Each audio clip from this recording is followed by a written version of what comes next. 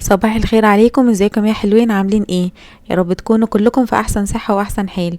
يوم جديد وفيديو جديد وروتين ان شاء الله كده جديد ومختلف ان شاء الله، يا رب كده يعجبكم. تعالوا كده قبل ما نبدأ نسمي الله ونصلي على رسول الله عليه افضل الصلاة والسلام. اللهم صل وسلم وبارك على سيدنا محمد وعلى اله واصحابه اجمعين. تعالوا بقى كده نشوف النهارده روتيننا مع بعض ونتشجع كده مع بعض انا وانتم، ونعمل بقى كده الشقة علشان خلاص بقى الجو بدأ كده يسقع والشتاء بقى كده يدخل علينا، وعايزين كده الشتاء يدخل علينا يعني ويكون الشقة عندنا كده نظيفة. فيلا بقى كده نشجع كده بعض ونحفز بعض كده ونعمل الحاجة مع بعضينا. طبعا انا بقى ما شاركتكوش يعني الحاجات اللي انا بادئه كده في الشقة بقالي كده حوالي يومين. عملت يعني غسلت السجاد وغسلت الستاير وكده. تمام، بس ما كنتش عايزه يعني ايه، انا قلت بس ايه، انا هقول لكم الحاجات اللي انا عملتها يعني، وفي الاخر بقى في الفرش الاخير هعمل بقى معاكم يعني الروتين ده. المهم بقى كده انا غسلت السجاد، بس بصراحه ما غسلتوش يعني كله، علشان انا على دخلة المدارس كنت انا غاسله السجاد بتاع الشقه يعني كده كله. يعني دايما كده قبل المدارس بكون كده غاسله السجاد والستاير وببقى عامله كده الشقه كلها. فالمهم يعني بصراحه لقيت بقى ان يعني معظم السجاد كان نضيف فما غسلتوش يعني كله.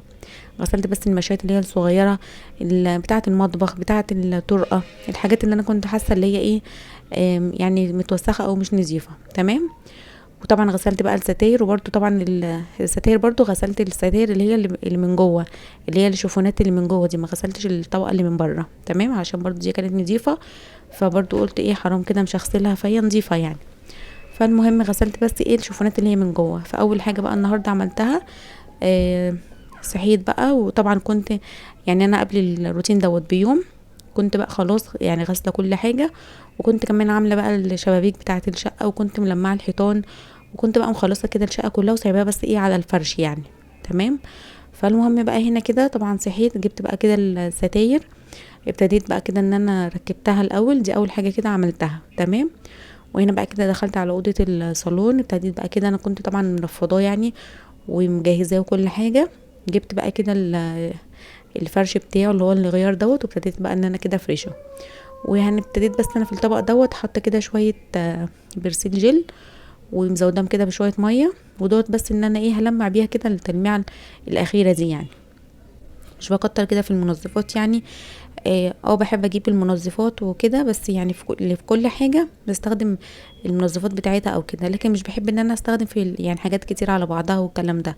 هو بيرسل جيل يعني بصراحه يعني كفايه جدا ان هو هيديكي كده لمعه حلوه وريحه كمان حلوه في التلميع وكده.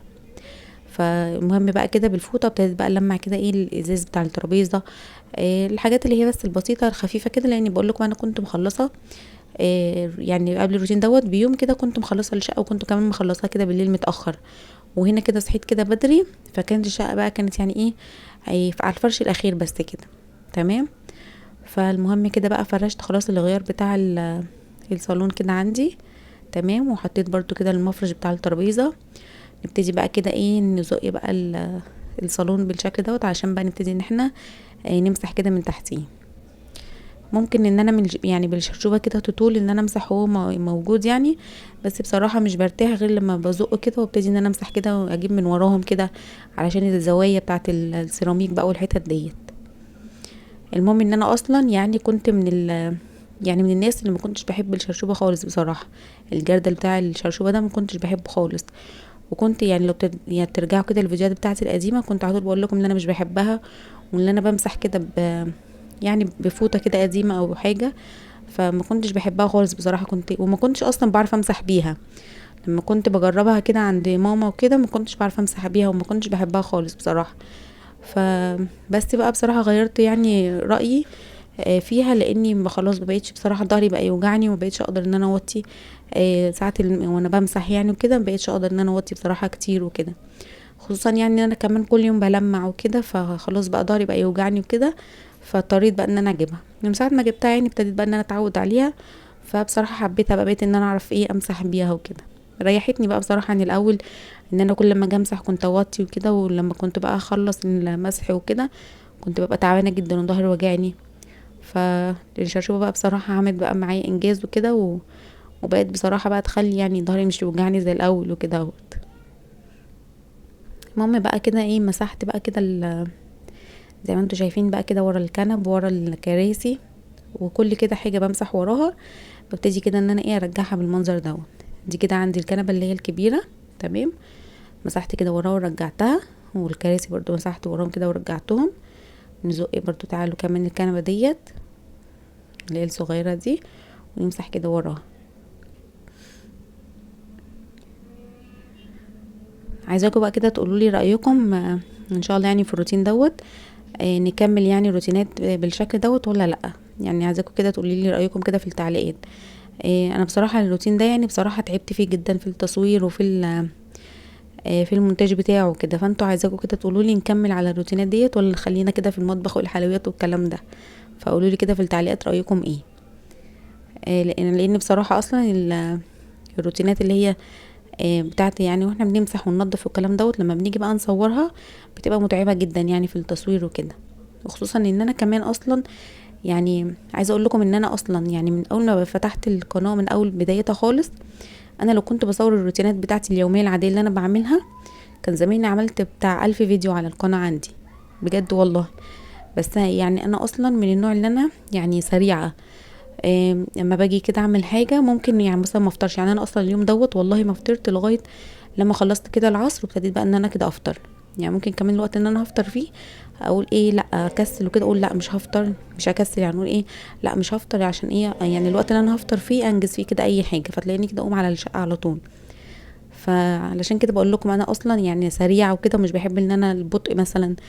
مثلا انا هتخش اعمل اوضه وارجع مثلا اتكلم في الموبايل وكده، وارجع بعد كده اكمل تاني. لا، اما اكون هعمل شقه تلاقوني كده في ساعتها افضل اخلص كده اوضه ورا اوضه، علشان كده اخلصها بسرعه. فعلشان كده زي ما بقول لكم ان انا ما كنتش بصور يعني الروتينات والحاجات ديت، عشان اصلا سريعه ويعني في العمايل الحاجه وكده. وكمان التصوير بقى بطيء كده وبياخد وقت، وتفضلي بقى تفصلي الكاميرا من هنا يعني تبقي في الزاويه ديت عشان لا تصوري في الزاويه ديت، فبياخد كده وقت ومجهود. فبس بقى علشان كده يعني قلت اسالكم كده، حابين كده النوع دوت من الروتينات او الفيديوهات نكمل كده عليه ولا لا؟ قولوا لي كده في التعليقات. فالمهم بقى كده خلاص، انا برضو عندي الترابيزه ديت بتاعت البنات اللي بيذاكروا عليها، برضو كده زقيتها ومسحت كده وراها. تمام. وهنا بقى كده ايه، نبتدي بقى نمسح الصالون بقى كده. بعد ما مسحنا بقى خلاص كده من وراه، ورجعنا كده الكنب والكراسي، مسحت بقى كده الارض كده من كلها، وبدات بقى ان هي تنشف، وابتدت بقى هنا كده نفرش بقى السجاد بتاعنا. السجاد دوت انا اصلا بقالي انا عندي سجاد تاني غير يعني تاني. فالسجاد دوت من ساعه ما بيضت الشقه وكده بقالي يعني كذا سنه. فيعني السجاد ده اصلا انا يعني متجوزه بيه. فالمهم بقى ايه، ركنته كده تحت السرير، لفيته كده ورحت ركناه. وكنت بقى كل فتره والتانيه ايه اقوم مطلعاه غسلاه كده، واقوم ايه شايلاه تاني. قلت يعني علشان يعني كنت بخاف من الركنه وكده، ان انا افضل ركنيه كده كتير. فكنت كل شويه كل فتره بصراحه، يعني مش كل شويه، كل فتره كل كام شهر كده اغسلهم وارجع ايه احطهم كده تاني تحت السرير. فالمهم بقى قلت كده على دخلت بقى المدارس، رحت لما انا بقى كنت غاسله السجاد بتاعي، فقلت بقى انا هطلعهم كده بدل ما انا بفضل كل شويه بدل ركنتهم اصلا. يعني قلت بدل ركنتهم وكده، بدل ما كل شويه اغسلهم واشيلهم تاني، فقلت لا انا مطلعهم كده ايه ياخدوا بقى الهرك بقى بتاع المدارس والنزول والطلوع والكلام دوت. خصوصا يعني ان انا حاطه الحفاظات ديت من فوق، فاصلا شكلها مش باين من تحت يعني. فقلت بقى اطلعهم واريح ايه يعني، وكمان اريح بقى السجاد بتاعي اللي هو التاني علشان بقى على العيد ان شاء الله ابقى احطه. لان انا اصلا كنت كل شويه اغسله السجاد التاني دوت، كل شويه اغسله لغير التاني دوت وارجع احطه تاني، واغسله وارجع احطه تاني، ودوت مركون عندي تحت السرير. فقلت لا انا اطلعه كده احطه بقى في المدارس وكده. وان شاء الله بقى على دخول العيد بقى، على العيد يعني اللي جاي ان شاء الله، اقوم بقى حاطه كده لغير اللي انا السجاد بقى التاني دوت. هو اصلا عشان كده انا حاطه الحافظه اصلا انا يعني فوقيها، فكده كده مش باين. المهم برضو كمان انا بحب كده لما اجي احط اللي هي الحافظه دي بديل السجاده، هي بتتحط يعني بصراحه لوحدها على السيراميك من غير ما تحطي تحتيها سجاده يعني. وكل الناس او معظم الناس بتعمل كده، بس انا بصراحه مش بحب اعمل كده، بحب احط تحتيها كده سجاده. ليه بقى يعني هي مش بتتزحلق، بس ساعات كده وانا ماشيه ممكن ايه رجلي يعني تعملها شويه، لكن هي بصراحه مش بتتزحلق. هي فيها اللي هي من تحت اللي هي اللي هي الحاجات المكوره ديت بتبقى ماسكه في السيراميك وكل حاجه. بس انا بحس ان انا ماشيه يعني برجلي كده، حاسه ان الارض فاضيه ما فيش كده سجاده ادوس عليها. فمش بحب بصراحه ان انا احط بديل السجاد ده لوحده. بحب شكلها وكل حاجة، بس احبها فوق السجادة، ومدياني بصراحة شكل حلو بقى ماشي كده مع الصالون. غير طبعا السجادة اللي كنت حطيتها لوحدها ما كانش هتبقى شكلها ماشي خالص معايا يعني. فالمهم بقى انا بحب كده احطها واحط كده تحتها يعني السجادة ديت. هنا بقى كده دخلت على اوضة الانتريه. برضو كده كنت غاسله برضو الشباك كده بتاعها، الشباك اللي هو الالوميتيل، وكنت بقى ملمعه كده الحيطان وكل حاجه. وكان برضو كده ايه بقى على الفرش، الشقه كلها اصلا كنت سايباها كده باقيه كده على الفرش، ان انا هفرش بس السراير، هفرش الغيارات بتاعه الانتريه والصالون وكده، وهبتدي ان انا امسح وغسله الشبابيك وكله. برضو الشباك الالوميتيل دوت انا بشيله كده وبغسله. فبالنسبه لي كده بصراحه اسرع، يعني لما انا افكه كده واغسله اسرع من ان انا افضل امسح فيه والمعه وهو متركب يعني. لكن لما بشيله كده على طول كده بالصابون بغسله تحت المية كده بشوية مية على طول، بينزل بقى كده كل التراب وكل الحاجات اللي فيه، وبيبقى انضف بقى كمان من ان انا بقى افضل امسح فيه وكده. فلما بشيله مش بياخد معايا وقت بصراحة، بيبقى انضف من ان انا افضل بقى المع فيه، او الازاز يبقى آه يعني فيه كده مش يعني زي مش عارفه اقول لكم ايه، اللي هو بتبقى منغبشه كده ومش نظيفه. فلما بشيله بقى احسن اغسله، بيبقى بالنسبه لي بصراحه احسن ان انا امسحه كده بفوطه او حاجه او بتاع الازاز او الكلام ده. وبلاقي بقى ببقى عايزه ان انا لما بغسله بيبقى فيه بقى اللمعه بتاعه الازاز ديت، ببقى حباها قوي، غير لما بعمله كده بفوطه بيبقى مطفي، فمش بيبقى مش بحبه خالص يعني. فالمهم برضو هنا كده خلاص برضو انا بفرش هنا برضو الغير بتاع الانتريه، وبرضو الغير دوت كده عندي كده غير تاني، بس برضو ده برضو بتاع العيد، مش بحطه كده في الايام اللي هي العاديه، علشان اللي برضو العيال بيفضلوا بقى طالعين نازلين على الانتريه والكلام دوت. انا اصلا يعني ببقى عامله لهم كده حظر تجوال، يعني ان هم ما يخرجوش اصلا الريسبشن بره خالص. فالمهم برضو بحط كده الغير دوت، يعني الغير التاني اللي هو اللي عندي كده غيار اللي هو جلد المقلوب دوت، كان نازل كده ساعه العيد اللي فات، فكنت جايباه، فبرضو كده سايباه نفرشه كده مع بعض ان شاء الله في العيد كده اللي جاي ان شاء الله باذن الله.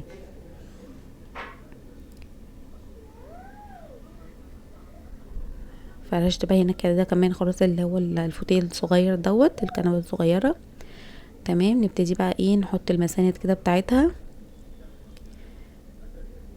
زي ما انتوا شايفين كده، ونبتدي بقى بعد كده ايه ان برضو هزقي كده الكنب كده وامسح من وراه. تمام، وبعد كده نبتدي ايه نفرش برضو السجاده. يبقى احنا كده كمان خلصنا كده الاوضه دي. انا بصراحه حبيت النهارده اقوم كده بدري، قلت كده اصحى بدري والبنات كده رايحين كده المدرسه وشام كده نايمه، فقلت بقى ايه الحق كده اخلص، علشان كده اخلص بدري يعني ما اقعدش بقى لغايه اخر النهار والكلام ده. فالمهم بقى هنا كده كمان خلاص بقى المكتبه بقى هنا كده ابتدي ان انا امسحها، وابتدي بقى كده ارص فيها الحاجات اللي انا حطاها ديت.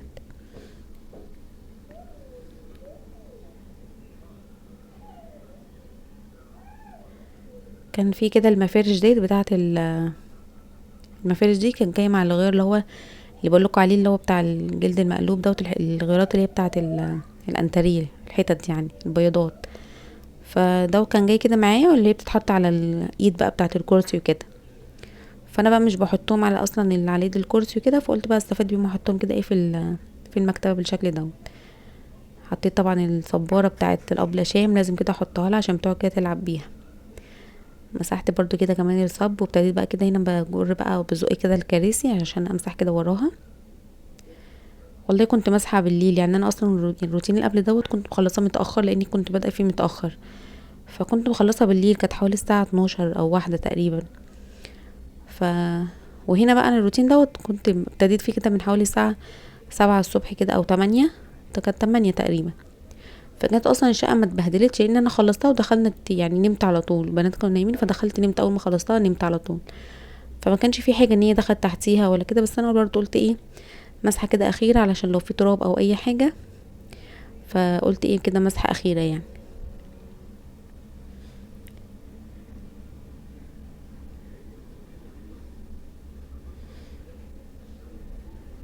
ببل الاول كده بالشرشوبه كده مره. تمام، وارجع بقى بعد كده ايه ننشف بقى الارض كده بتاعتنا.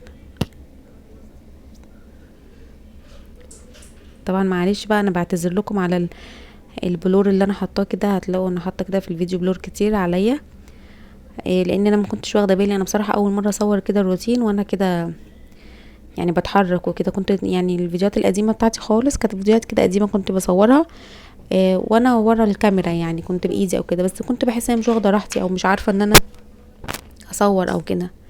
فقلت بقى انا يعني هصور كده وانا بعمل الحاجه، واحط بقى كده البلور عليا علشان ايه، يعني مثلا ايه لو ما خدتش بالي انا فعلا ما كنتش واخده بالي وانا بوطي او كده، فبقيت بقى احط البلور دوت عليه. بعتذر لكم بقى عليه لو ايه مضايقكم او كده. مسحت بقى هنا كده برضو كده تحت الشباك اللي ورا الكنبه دوت، ورجعت الكنبه تاني. وهنا بقى كده مسحت برضو ورا الكراسي، وارجع الكراسي كده مكانها.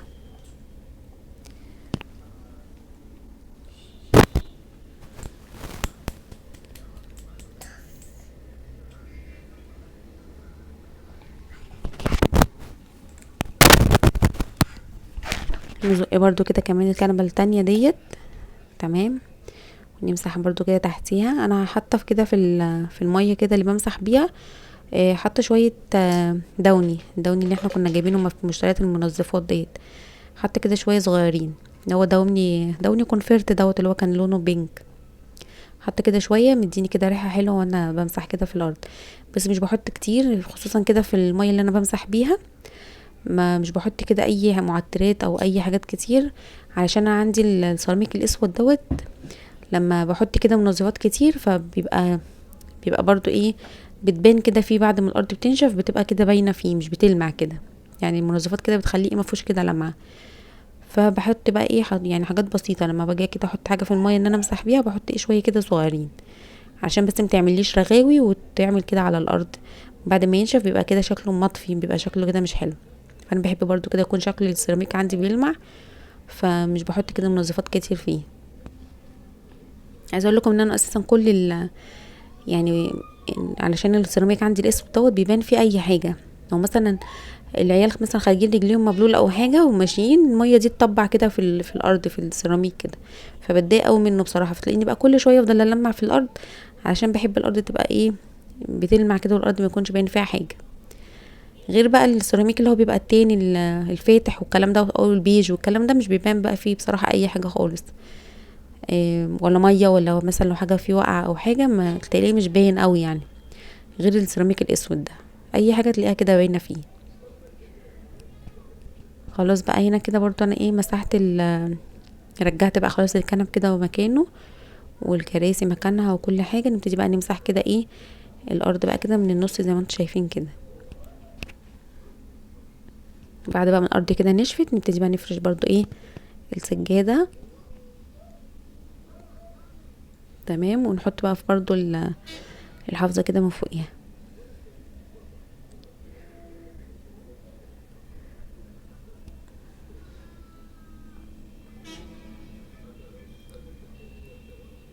انا الفيديو دوت النهارده يعني كنت مصوراه يعني روتين كامل. يعني كنت عامله الريسبشن، وكنت عامله كمان اوضه الاطفال وكمان المطبخ. يعني كنت فرشه النهارده الشقه كلها يعني. فالنهارده ان شاء الله مش هنزل لكم فيديو كله، هننزل بس مع بعض النهارده الريسبشن ونعمل الغدا وكده، وبكره باذن الله هكمل لكم بقى بقيه الروتين. علشان مش بحب بصراحه اطول عليكم يعني الفيديو، مش بحب اعمل لكم كده فيديوهات طويله عشان ما تزهقوش مني بقى وكده. فبحب ايه اعمل لكم فيديوهات تكون، بحاول يعني على قد ما اقدر تكون كده صغيره شويه. فنعمل مع بعض النهارده ريسبشن، وبكره ان شاء الله انزل لكم بقى اوضه الاطفال والمطبخ بقى وكده مع بعض. انا هنا كنت بركب كنت بنزل الستور علشان انا كنت لماها علشان لما امسح وكده. فورا كده كنت بنزلها، بس مش واخده بالي ان انا ما جبتش كده الكاميرا علشان كده اوريكم. فانا كده كنت ورا بنزل الستاره. بدخل بقى كده السجاد تحت الحته الصغيره كده تحت بس الكنبه. تمام. ونجيب بقى الترابيزه كده برضو جبتها حطيتها على مكانها كده ومسحتها. ونحط بقى كده المفرش بتاعها. حطيت بقى هنا كده اللي هي الفازه الصغيره ديت. بعد كده رجعت قلت ايه لا احط التانية. بعد كده قلت لا خلاص خلي واحده بس. بعد كده اصلا هشيلهم الاتنين عشان اساسا ابله شام مش سايبه لي اي حاجه في اصلا في حالها. ده هي اساسا عامله لي كارثه في الشقه، لسه عاملاها لي. والله فعلا مزعلاني جدا ومخلياني زعلانه جدا عليها. الازاز بتاع السفره كسرتهولي، ففعلا مخلياني زعلانه جدا عليه. فالمهم بقى شلت اصلا يعني اي حاجه فيها ازاز مش بخليها على الترابيزه وكده، بشيلهم كده منها علشان كده ايه ما تكسرهمش يعني. هنا بقى عندي دوت البار دوت بتاع السفرة برضو كده مسحته ولمعت كده الازاز بتاعه، وابتديت بقى كده ارص عليه الطقم دوت اللي هو الفضي دوت بالشكل دوت. تمام. نحط بقى كده ايه برضو حطيت كده المصحفين دول، ونحط بقى كده نرصهم كده زي ما انتوا شايفين رصيتهم يعني. شايفين بقى الازازة عملته لي ازاي؟ هي طالعه اساسا تقف على الكرسي، راحت وهي واقفه على الكرسي طبق الفاكهه راحت موقعه عليه، راحت كسرهولي بالشكل دوت. فعلا والله زعلانه جدا عليه الازاز ده، لان انا من ساعه ما اتجوزت وانا محافظه عليه يعني. ما كان هو ده اللي هو جاي مع السفره من ساعه جوازي وكده، ومحافظه عليه بشيله كده بالراحه لما اجي اشيل السجاده اللي تحته علشان اغسلها او مثلا همسح تحتيها وكده. انا النهارده مشيلتهاش علشان كنت انا لسه شايلها قريب يعني. فالمهم بقى لما باجي اشيل السجاده من تحتيه اغسلها او امسح من تحتيها او اشيل، بنشيله كده بالراحه ومحافظه عليه جدا من ساعه ما اتجوزنا. جت بقى القبله الصغيره ديت هي اللي كسرتهولي يعني. فيعني الحمد لله. فما عرفتش بقى اشيله، لازم حد طبعا يشيله قدامي، فما كانش ينفع ان انا اشيل لوحدي عشان ما يعورنيش او كده. فمسحته وحطيت بقى كده المفرش عليه لغايه بقى ايه ما ابتدي ان احنا نشيله يعني كده. فرشت بقى كده المفرش، مش عارفه اصلا لما اشيله هعرف احط المفرش ده كده تاني ولا لا، فلازم ان احنا نغيره بقى. او مثلا مش عارفه بصراحه سعره وصل لكام لغايه يعني دلوقتي، عايزه كده بقى اسال عليه. فالمهم كده المفرش بقى حطيته، وحطيت بقى كده الحاجه كده اللي عليه دوت، الطبق اللي هي وقعتولي كده عليه الطبق دوت ليه كده من الجناب تقيل. فراحت منزلاه بقى كده عليه، هي طبعا كان غصب عنها يعني انا عارفه، بس انا زعلت على الازاز عشان زي ما اقول لكم محافظه كده عليه بقى لي كذا سنه، فزعلت بقى عليه لما هي كسرتولي. بس الحمد لله يعني على كل حال. فالمهم بقى كده هنا مسحت بقى حوالين هنا بقى انا تانية السجاد، ابتديت بقى امسح كده الارض زي ما انتم شايفين ما بين كده السفرة والبار دوت. تمام. بقول لكم انا مشيلتهاش النهارده عشان يعني لسه كنت شايلاها من قريب، فمش طبعا مش كل شويه هشيلها لاني بتبقى شغلانه اصلا. السفرة دي تقيله، فعلى بال ما بنشيلها وكده بتبقى شغلانه بصراحه. فكل فتره والتانية ببتدي ان انا ايه اشيلها وامسح تحتيها. النهارده بقى مشيلتهاش، مسحت بقى هنا كده وابتدي برضو كده ايه ننشف كده كويس. تمام. وبس دي كده خلاص اخر حاجة او اخر اوضة كده هعملها معاكم من النهاردة ان شاء الله.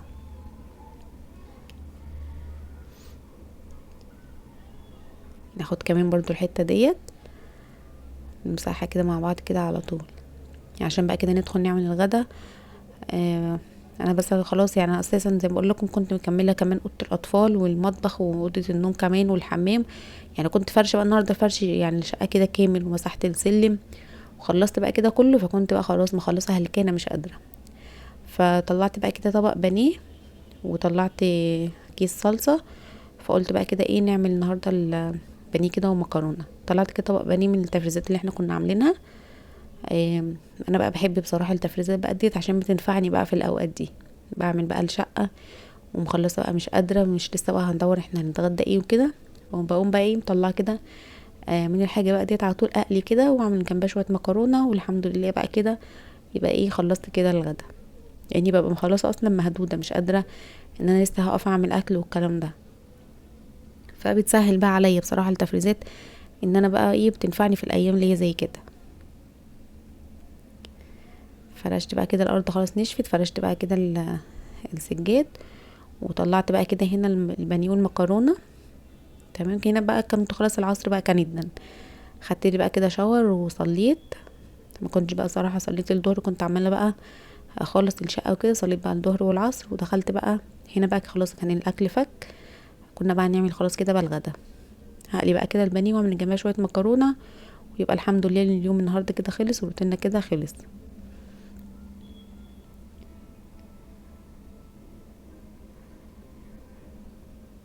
بصي شايفين وانا بحط البانيه بحطه في الطاسه ازاي، حاسه ان ايدي هدخلها جوه الطاسه. يعني ايه، مصبره البوتاجاز خايفه عليه الزيت يطرطش من بره، بس مش خايفه على ايدي. بصي ايدي داخله جوه الطاسه نفسها. يعني ايه، مش مهم ايدي، المهم البوتاجاز ما يتبهدلش. المهم هنا بقى الميه كمان غليت، حطيت برضو كده ايه المكرونه عشان بقى كده اسلقها. ندي بقى كده تقليبه للبانيه بتاعنا. بصراحه الاكل لما بيكون جاهز عندي ببقى مرتاحه كده، ببقى مش شايله هم بقى الغدا والكلام دوت. يا دوبك بس حمرت البانيه وعملت شويه المكرونه والغدا كده كان خلص.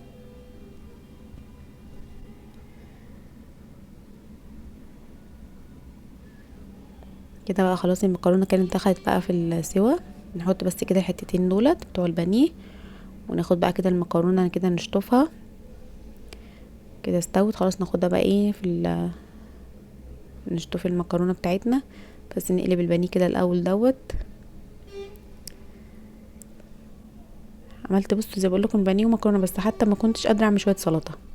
قلت لهم يعني هو ايه، يعني احمدوا ربنا ان انا عملت لكم اساسا اكل. هو كفايه المكرونه والبانيه والحمد لله.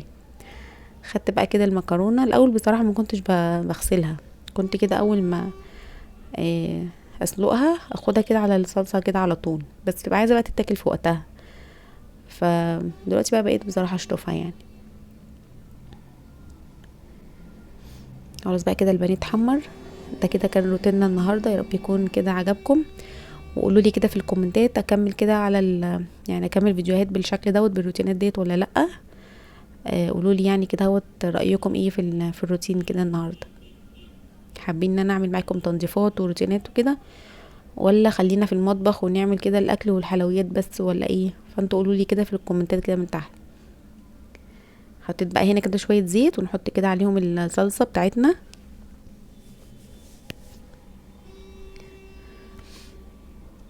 ممكن كمان برضو قرن فلفل كده بيخلي كده طعمها حلو، بس ايه ما حطيتش كده. هتبقى شويه ملح وشويه فلفل اسود. تمام. نديها بقى كده تقليبه. هي اصلا الصلصه ايه متسبكه، فيا دوبك هتفكي كده على طول. اول بس لما تسخن هنزل بقى عليها المكرونه واقلبها وخلاص بقى كده. هنا بقى كده نبتدي بقى ايه نغرف المكرونه بتاعتنا والبانيه كده اتحمر. وبس ده كان فيديو النهارده، رب يكون عجبكم. ما تنسوش تعملوا لايك وشير للفيديو لو عجبكم، واشتركوا عندي في القناه وفعلوا زر الجرس على كلمه الكل علشان يوصل لكم مني اشعار باي فيديو جديد انا بنزله. اشوفكم على خير في فيديو جديد ان شاء الله.